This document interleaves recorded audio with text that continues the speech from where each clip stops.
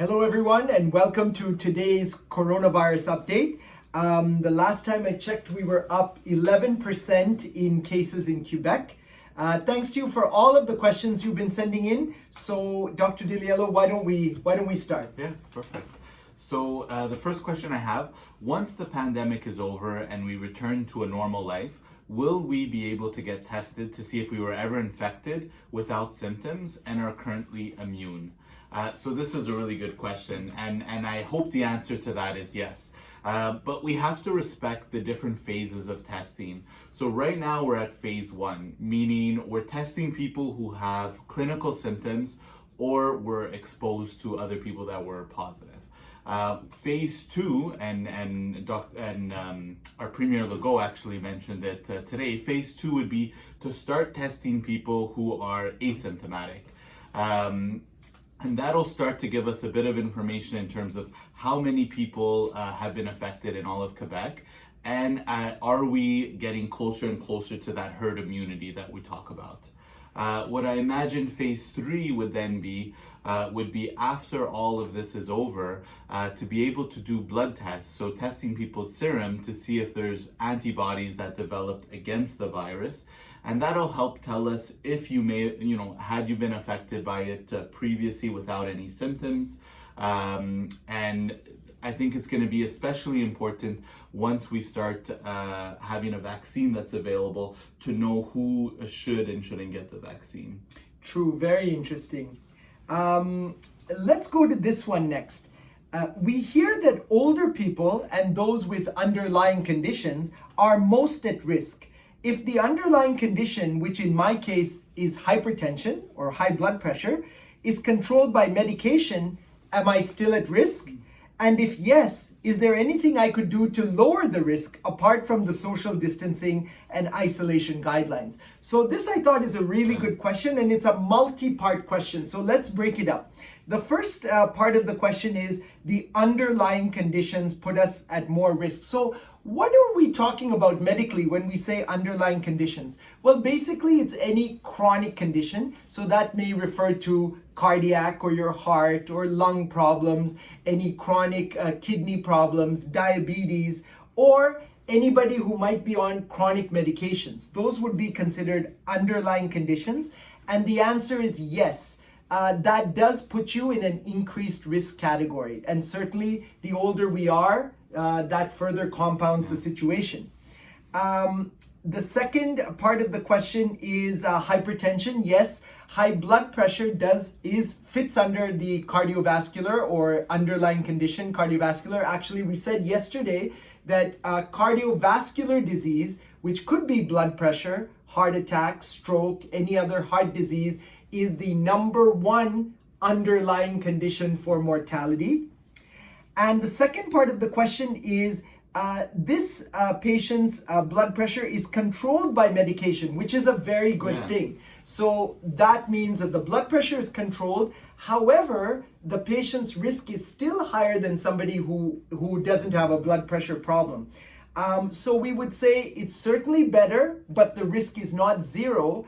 And this reminds me to add that, you see, once you have a blood pressure problem, even though it's controlled, the diagnosis still remains. And sometimes patients forget that you might be diabetic and very well controlled on medications, but the diagnosis of the chronic underlying condition of diabetes still remains. And of course, there's a lot of things that we can do to optimize that naturally and maybe back off on the medications even outside of a pandemic time. The third part of the question is, what can I do to lower my risk? Okay, that's a really good big question. I think in the acute part of this pandemic, so now we're in the middle of the pandemic, what are the quick shortcuts we can do to optimize our health and really boost our immune system as quickly as possible? I think, Dr. DiLiello, the number 1 on our list would be sleep. So at least 6 hours, I would say 6 to 8 hours. Most of us in the best of times are getting 5. So if we could get at least 6 hours, I think that would be the number 1 to boost your immunity. And the other quick thing, I think it's never too late to start, is exercise. I think It's true, and it brings home a really good point. And every year at our annual visits, we're trying to tell people to really optimize lifestyle, and it's for in general, it's for their health, but specifically when we're going through things like this, like a pandemic. If you were getting that 150 minutes of cardiovascular activity, you're eating well, it really just to optimize your point to a certain level that things like this don't scare you as much, because you're in good health, you've been looked after. And it also brings home the point of screening these things. So screening these things early, screening for high blood pressure, screening for diabetes, screening for underlying medical reasons. It really drives home that point, how important that is, again, overall, but especially when we're going through something like this. So true. Yeah. Another question that I got, so my mother lives alone in a condo and is semi-dependent on me and my husband.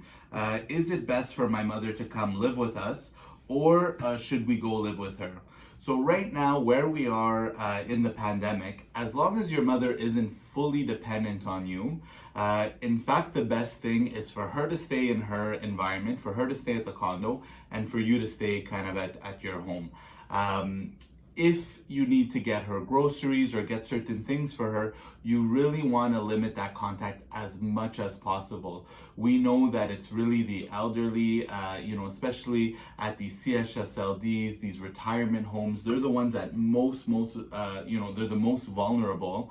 And so we want to, at least for now, limit that contact as much as possible, at least until this thing subsides. Yeah, that makes a lot of sense. I have one here. My husband is intermittent fasting. Is this safe for him during the pandemic? Should he stop? So intermittent fasting is one of the most popular diets. We really believe in that. Seems to be very safe, seems to be very effective with long-lasting results. I like it more than the keto diet, but we're not going to go into that today. Is this safe for him during the pandemic? Should he stop? So I would say that if you're doing intermittent fasting, if you were on it for a while, go ahead and continue. Maybe not something I would start in the middle of the pandemic. Now, in general, losing weight, most Canadians are overweight. So 60% of Canadians, 75% of Americans are overweight. So most of us do need to lose weight. And as a general rule, that helps everything. It helps your blood pressure, your cholesterol, your sugar, your immune system in the best of times. So that's generally a good thing. But we looked into this, and interestingly, just about a year ago, there was some studies in mice. Now, of course, nobody has studied intermittent fasting in a pandemic. Nobody has studied it with the coronavirus. But somebody looked into it about a year ago in mice, and they said intermittent fasting actually enhanced the sickness response in mice. In other words, it increased the inflammatory markers for some reason in mice, and their sickness response, or they felt and acted a bit sicker. So let's come back to the original statement. Let's say that if you're doing it, go ahead, continue. It's generally a good strategy. But if you're not doing it at the moment, wait till after the pandemic. Makes sense. Another question I got. So I had an abscess and needed an emergency root canal right before the pandemic hit. But now I still have more dental work to complete on the tooth to prevent further infection. How long should I wait before going back to the dentist? What do I do if this turns into a dental emergency? So this is a really good question, and a lot of people are having that about their basic kind of follow-up tests and follow-up exams that they were scheduled to do before the pandemic hit. So I'm not going to pretend to be a dentist, but it would be a good conversation to have with your dentist to see how urgent it is to get this, subsequent treatment. I will tell you that the Quebec Dental Association did come out with a decision tree for dentists to make in terms of could they see you or not. So really right now they're seeing only emergency cases. So acute dental trauma, acute dental infection, if they're really trying to prevent further oral surgery, these are the cases that they're seeing. And even with that, they're being very, very cautious. So they're screening everyone for coronavirus questions first. And then, so you have to be a dental emergency, then cleared for coronavirus symptoms for you to then be able to see usually your regular dentist. If you do have the emergency plus the coronavirus symptoms, they're diverting everyone to these emergency coronavirus dental clinics. And just, all of this is available online, but it seems like most of these clinics are local, are in hospitals, so in the MUHC hospital setting. So this is it. I would say if at all possible, I would avoid going unnecessarily. This is something you might want to discuss with your dentist ahead of time, but if it is emergency, they are available.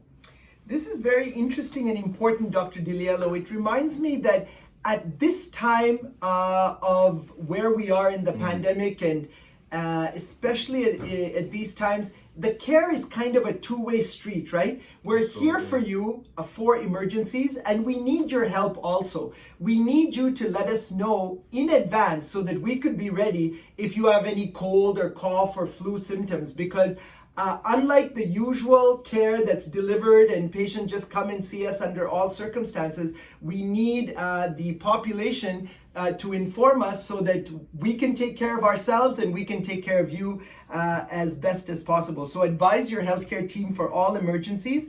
And I like to think of this as, the healthcare workers in Quebec are really the frontline soldiers, right? So you don't want to take them out. You don't want to unknowingly, inadvertently, against your best intentions, take them out, because you will not win the war if we take out our frontline soldiers. Yeah. It's perfectly put. I think we have the responsibility as healthcare workers to take care of the public, and I think there's a responsibility even as us when we are patients to advise the healthcare team that if we're having symptoms, everyone's still going to be there. Everyone's still going to be there to take care of you, but it's just a matter of maybe being extra cautious, so that we could just nip this thing. So I think that's all the questions that we have for today. So as usual, we're wishing everyone to stay well and best of health.